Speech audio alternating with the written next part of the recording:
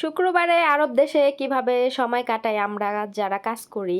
তো আজকের ভিডিওতে সবকিছুই দেখাবো। তো খুব সকালে হচ্ছে ঘুম থেকে উঠে চলে আসছি রান্নাঘরে। তো এসে আমি সর্বপ্রথম চা বসায় দিছি। এদিকে চা হচ্ছে আর ওইদিকে আমি নাস্তার জন্য হচ্ছে সবকিছু রেডি করে নিছি। আমি আজকে ঘুম থেকে উঠছি রাত 4টার সময়। 4টার সময় ঘুম থেকে উঠে আমি এই যে ময়দাটা মাখায় রেখে গেছি। আর এই মেন্দাজের রেসিপিটা আপনারা অনেকে আমার কাছে চাইছেন। আমি অনেক বহু ভিডিওতে কিন্তু এই রেসিপিটা দিয়েছি, তারপরও আবারও দিচ্ছি। তো সর্বপ্রথম আমি এই যে ময়দার সাথে বেকিং পাউডার, তারপরে হচ্ছে ওই যে বলে খামিরা বলে এখানে, ইস্ট বলে, তো ইস্ট আর হচ্ছে বেকিং পাউডার, দুধের গুঁড়া, চিনি, এগুলো দিয়ে লবণ, এগুলো দিয়ে একটা ডিম, এগুলো দিয়ে ময়দাটাকে ভালো করে মথে তারপর রেখে দিতে হবে 40 মিনিটের জন্য। তো 40 মিনিট পরে এসে বড় একটা গোল রুটি বানাতে হবে এবং এভাবে 4 কোনা করে কাটতে হবে। বড় রুটিটাকে 4 পিস করে কাটতে হবে। তারপরে তেলটা একদম ডুবা তেল গরম করে তারপরে এই যে তেলের মধ্যে একটা একটা করে দিতে হবে। আর দেওয়ার পরেই দেখতে পারতেছেন খুব সুন্দর মতো ফুলে যাচ্ছে। তো আমি সবগুলা মেন্দাজি আগে হচ্ছে বানায় নিছি, এখন আমি একটা একটা করে ভাজতেছি। এভাবে সবগুলা বানায় নিয়ে তারপরে একবারে ভাজা ফেললে মানে জিনিসটা সুবিধা হয়। কারণ এটা যখন আপনি ভাজতে যাবেন তখন কিন্তু আপনার এটার দিকেই আপনার মনোযোগ থাকতে হবে। তো এটা ভাজতে দিয়ে আপনি অন্য কাজ করবেন সেটা কিন্তু হবে না, তাহলে কিন্তু এটা পুড়ে যাবে আর ভাজাটাও সুন্দর হবে না। আর এভাবে মনে করেন যে মেন্দাজি দেওয়ার পরে একটু গরম তেলটা চামচের সাহায্যে একটু উপর দিয়ে ছিটাই দিবেন, উঠাই দিবেন, দেখবেন কি আরো সুন্দর মতো এটা ফুলে উঠবে। তো এটা আমার একটু বেশি কোণার মধ্যে পাতলা হয়ে গেছিলো, এর জন্য কোণাটা একটু ফুলে নাই, কিন্তু হচ্ছে বাকি সবগুলাই সুন্দর মতো ফুলে গেছে। আর এটা যখন বানাবেন আপনি ময়দাটাকে ভালো করে মথে রাখতে হবে। একটা জিনিস, আপনি ময়দা দিয়ে যে কোনো জিনিস বানাবেন এটা কিন্তু হচ্ছে আপনার ময়দার উপরে সব কিছু থাকবে। আপনি যদি ময়দাটা সুন্দর মতো না মাখায় রাখেন তাহলে কি হবে, ওইটা বানাইতে গেলে কিন্তু সুন্দর হবে না। তো ময়দাটা হচ্ছে খুব সুন্দর করে হচ্ছে মথতে হবে। তো আমি তেল দিয়ে তেল হাতের মধ্যে দিয়ে দিয়ে তারপর ময়দাটা খুব সুন্দর মতো মথে 40 মিনিটের জন্য রেখে দিয়েছিলাম, তারপরে এসে বানাইছি। আর দেখতে পারতেছেন দেওয়ার সাথে সাথে খুব সুন্দর মতো এটা হচ্ছে ফুলে যাচ্ছে। আজকে আমি আপনাদের সাথে অনেকগুলা হচ্ছে ভাজা শেয়ার করলাম, যে দেখেন এই যে দেওয়ার পরে দেখেন শুধু একটু চামচ দিয়ে হচ্ছে এরকম লাড়াচাড়া দিলে গরম তেলগুলো উপরে দিয়ে দিলে একদম সুন্দর মতো ফুলে একদম হয়ে যায়। তো এটা হচ্ছে ফুললে কি হয়, ভিতরে ফ্লাফি হয়, খাইতেও কিন্তু ভালো লাগে। ঠিক আছে। তো এটা আমি কিন্তু প্রতি সপ্তাহে বানাই। আগে বানাইতাম লোলা। তো লোলাতে আবার বেশি তেল মানে দেখা যায়, বোঝা যায়, এর জন্য ম্যাডাম আর লোলা খায় না। এখন এই যে মেন্দাজিটা বানাই। আর এখানে আমি এই মেন্দাজিটা আজকে এলাচের গুঁড়ো দিয়েছি। এলাচের গুঁড়ো দিলে তো ঘ্রাণটা একটু বেশি সুন্দর হয়, ভালো হয়। তো এক এক করে আমি সবগুলা মেন্দাজি ভাইজা নিছি। এই যে দেখেন আমি সবার জন্য গুনে গুনে বানাইছি, বেশি বানায় অপচয় করে লাভ নাই। কারণ ম্যাডামের বড় মেয়ে আবার, ও আবার এটা পছন্দ করে না, ও আবার রুটি কি নাস্তা করে, আমরা বাকি সবাই খায়। তো সবার জন্য গুনে গুনে বানাইছি যাতে বেশি না হয়। তো এখন আমি এই যে একটা হটপটের মধ্যে টিস্যু পেপার বিছাইয়া তারপরে এক এক করে যে মেন্দাজিগুলো সুন্দর মতো রেখে দিচ্ছি। দেখেন প্রত্যেকটা কত সুন্দর ফুলে গেছে আর নরম হয়েছে। তো এটা আমি এভাবে টিস্যু পেপার দিয়ে তারপরে হচ্ছে কাভার করে আবার রাইখা দিব। এখন বাজে হচ্ছে 5:30। তো আমি 4টার সময় ঘুম থেকে উঠে আবার 4টা 40-এ আমি 40 মিনিট পরে আবারও রান্নাঘরে আসছি। আইসা তারপরে যেগুলা বানাইতে বানাইতে আমার হচ্ছে 5:30 বেজে গেছে। তো আমি এখন এই যে আরেকটু টুকটাক কাজ আছে রান্নাঘরে, এগুলা করে আমি চলে যাব রুমে। তারপরে সব কাজ কাম শেষ করে নাস্তা টাস্তা আমি রুমে গিয়ে নাস্তা করছি, রেস্ট করছি। এখন আমি দুপুরে রান্না করার জন্য আসছি। তো আজকে আমি হচ্ছে মুরগি না সরি খাসির মাংস রান্না করব। তো এই খাসির মাংস গতকালকে আমার ম্যাডামের হাজব্যান্ড কিনে নিয়ে আসছে, আর আমাকে আজকে বলছে যে মানে লাহাম হাম্মাস, এই দেশে মাংসকে লাহাম বলে, খাসির মাংসকে। তো লাহাম হাম্মাস বলে রান্না করতে বলতেছে। এটা ঈদের একটা ট্রেডিশনাল খাবার, ঈদের দিনে এইভাবে রান্না করা হয়, হলুদ ছাড়া আর কি। হলুদ দিব না, আদা দিব না, শুধু রসুন ব্লেন্ডার করে দিব বেশি করে। তো আমি একটু মাংসের সাইজগুলা দেখতেছিলাম যে মাংসের সাইজগুলা এরকম, এটা ছোট করব কিনা। পরে ভাবলাম যে না, ছোট করব না, এইভাবেই দেই, কারণ বেশি ছোট এখন এগুলো কাটতে যাবে কি, এভাবে দিয়া দিই। যেখানে ছোট 2 পিস খাবে সেখানে বড় 1 পিস খাবে না। তো এইটুকু মাংস কিন্তু এই বাসার জন্য কিছুই না। খাসির মাংস ওরা এত বেশি পছন্দ করে যে ওদের জন্য এই মাংসটুকু কিছুই না। আরও আধা কেজি আনলে ঠিক হয়তো, মাংস কম হয়ে গেছিল। হচ্ছে রান্না করার পরে এখন যতটুকু দেখতে পারতেছেন, যে কোনো জিনিস রান্না করার পরে কিন্তু আরও কমে যায়। তো এটা কিন্তু আরও কমে গেছিল। হচ্ছে পরে খাওয়ার সময় ম্যাডামদেরই ঠিক মতো হয় নাই। পরে ম্যাডামে দেখি আর জামাইরে বলতেছে যে আরও বেশি করে নিয়ে এলো না কেন। আর আমি রান্না করছি, রান্নাটা খুব মজা হয়েছিল, সবাই অনেক পছন্দ করছে। তো এইদিকে রান্নাও মজা হয়েছে, সবাই পছন্দ করছে, আবার ওইদিকে হচ্ছে মাংস কম ছিল, কারোরই হয় নাই। আমার হয়েছে, আমারটুকু আমার ওইভাবে আমারটুকু রাখছে, কিন্তু আমি খাসির মাংস এত বেশি পছন্দ করি না। তো আমি খুব অল্প কমই পছন্দ করি, তা আমার জন্য ঠিক আছে। আর যেহেতু ওরা অনেক বেশি পছন্দ করে, ওদের জন্য কম হয়ে গেছে, ওদের হয় নাই। তারপরে এর অর্ধেক মাংস ফয়সালেরই লাগে মনে করেন। ফয়সালেই ওরে যদি দেন, ও অর্ধেক মাংস একা এক বসায় খেয়ে উঠতে পারবে এরকম। ওদের বাপ বেটারই মনে করেন এই হচ্ছে মাংস পুরাটাই লাগবে, তো বাকি লোকজনগুলা কি খাবে। তো ম্যাডামের জামাই হলো কিপটা, বুঝছেন, কিপটামি করে মনে করেন, কিপটামি করতে চায়। সপ্তাহে একদিন খাসির মাংস খায়, তারপরও কিপটামি করে। যাই হোক, এখানে আমি সামান্য পরিমাণে মশলা দিছি, পেঁয়াজ দিছি, রসুন ব্লেন্ডার করে দিছি। আর এখানে কি কি মশলা দিছি, এটা হচ্ছে গরম মশলার গুঁড়ো, ওইখানে শুকনো মরিচের গুঁড়ো, আর এখানে হচ্ছে আরেকটা ধনিয়ার গুঁড়ো, আর এটা হচ্ছে এলাচের গুঁড়ো, আর হচ্ছে এই যে লবণ, আর একটা এই যে এখানে একটা মিক্সড মশলা আছে। তো এগুলা দিয়ে আমি রান্না করতেছি, কোনো হলুদ ব্যবহার করব না আমি এই রান্নায়, হলুদ না, আদাও দিব না, কিছু না। রসুনটা ব্লেন্ডার করে দিছি, এখন আমি চুলায় কিছুক্ষণ এই মাংসটাকে কষায় নিব। এখন আমি এই যে নিচে কিন্তু আমি দিছি, প্রেশার কুকার দিছি, প্রেশার কুকারে এখন আমি মাংসটা ঢেলা দিচ্ছি। আগে চুলার মধ্যে একটু কষায় নিলাম, তারপরে এখন প্রেশার কুকারে দিয়ে দিচ্ছি যাতে করে তাড়াতাড়ি সিদ্ধ হয়ে যায়। তো এই মাংসটা যদি চুলায় রান্না করি মিনিমাম 2-2.5 ঘন্টা লাগবে, কারণ এই মাংস, এখানকার মাংস সিদ্ধ হইতে অনেক বেশি টাইম লাগে। তো এই জন্য আমি প্রেশার কুকারে দিয়ে দিছি। আর রান্নাঘরে আমি 9:30টার সময় আসছি, তো এখানে প্রেশার কুকারে না দিলে আমার দেখা যাচ্ছে টাইম মতো রান্না শেষ হবে না।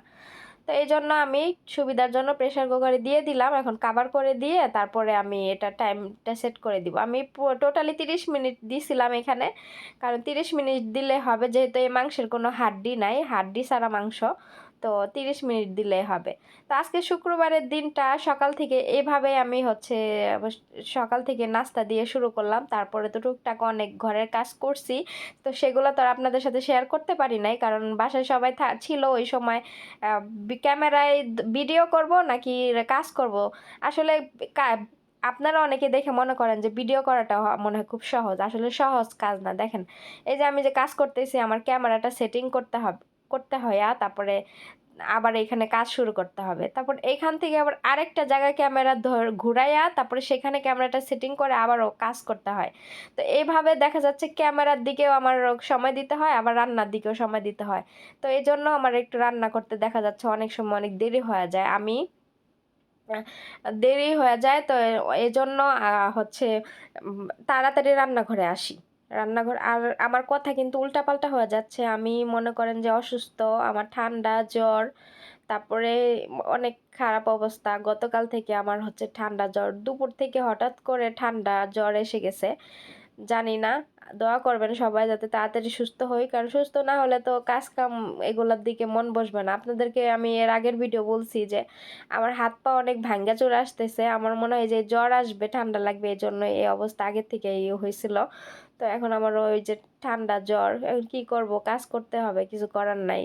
আমি কাজ না করলে তো সবাই আমার দিকে তাকায়া, একজন মানুষের উপরে তাকায় থাকে, নিজেরা কিছু করবে না কখনো, নিজে আমার দিকে তাকায় থাকবে, ওই আমার উপরে ভরসা করে রাইখা দেয়, এটা আমি করব, ওরা কেন করবে, এরকম, বুঝেন না। তো মনে করেন, তো এইগুলা ভেবে আমি কখনো কাজের বিরতি দেই না, আমার যত খারাপই লাগুক আমি সবসময় কাজই করি। তারপরে এখানে আমি এই যে ম্যাডামে মাসের বাজার যেদিন করছে ওই দিন লবণ নিয়ে আসছে, এটা হচ্ছে আসল লবণ, ওমানের আসল লবণ, মাটির নিচ থেকে এই লবণ উঠায় মনে হয়, পানির নিচ থেকে, কিভাবে জানি না। তো এই লবণ নিয়ে আসছে, এখন আমি লবণটা কাইটা বয়ামের ভিতরে ভরবো, কারণ আগে যে লবণটা ছিল ওইটা শেষ হয়ে গেছে, বয়ামটা খালি হয়ে গেছে। আর আমার এখন হচ্ছে বয়াম লাগবে, লবণ লাগবে। এজন্য আমি ভাবতেছি যে বাজার করছে অনেক কিছুই অগোছালো ছিল, ঢালা হয় নাই, তো এক এক করে সব গুছাই ফেলতেছি এখন। আর এই যে লবণগুলো ঢালা নিলাম এখন।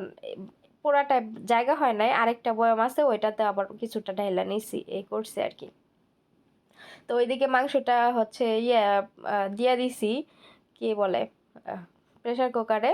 এই জন্য আর একটু বেশি সুবিধা হয়েছে। চুলার মধ্যে থাকলে দেখা যাচ্ছে গ্যাসও অপচয় হয় এই 2-2.5 ঘন্টা। আবার হচ্ছে বারবার লাড়াচাড়া দিতে হয়। ওইখানে দিছি, ওইটা সুন্দর মতো মাংসটা সিদ্ধ হয়ে বের হবে।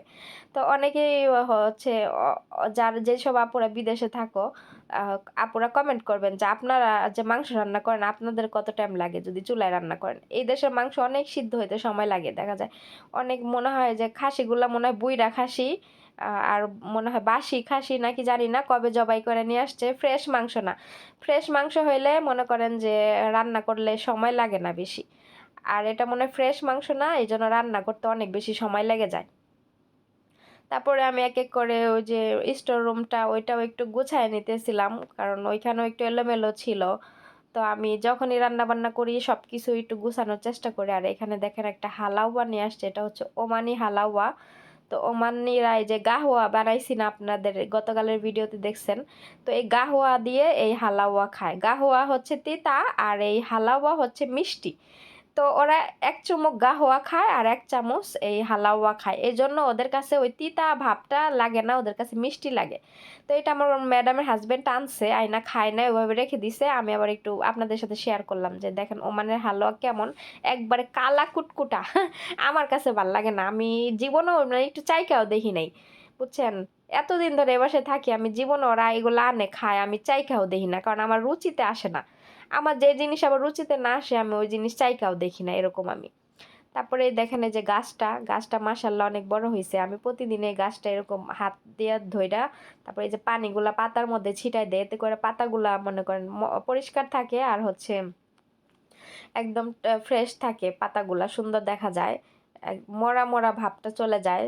তো এই জন্য আমি প্রতিদিনই এরকম করি।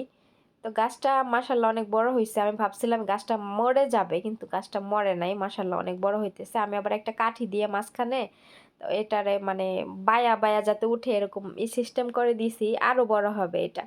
আরো বড় হইলে তো যে কোনো একটা বড় একটা লাঠি আই না, কি করব, ওই জালানা দিয়ে বাওয়াই দিব, জালানা দিয়ে পেঁচায় পেঁচায় দিব, তাইলে সুন্দর হবে, পুরা জালানায় ভরে যাবে এই গাছটা, মাশাআল্লাহ। তো তারপরে দেখেন আমার এই যে হয়ে গেছে, মাংসটা সিদ্ধ হয়ে গেছে, 30 মিনিট হয়ে গেছে। এখন আমি খুলে মাংসটা এখন আমি পাতিলার ভিতরে ঢাইলা চুলার মধ্যে বাকি প্রসেসগুলো করে নিব। তো এই মাংসরই হচ্ছে আমি লাস্টে লেবুর রস দিব। মাংস কিন্তু সিদ্ধ হয়ে গেছে, পানি আছে, তো পানিটা আর একটু শুকাই নিব, কারণ এত বেশি পানিওয়ালা এই মাংস খায় না, একদম শুকনো শুকনো করে খায়। আর তারপর আমি একটু ঝোল ঝোল রাখছিলাম, যেহেতু সাদা ভাত দিয়ে খাবে ওরা, কিন্তু এই মাংসটা রুটি দিয়ে খায়, ওমানি রুটি আছে ওইগুলা দিয়ে খায়। তো যেহেতু আজকে দুপুরে ভাত দিয়ে খাবে, তো সেহেতু একদম শুকনা শুকনা করলে আবার ভাল লাগবে না, এই জন্য করবে, আহ, এই যে একটু পানি পানি মানে ঝোল ঝোল রাখবো।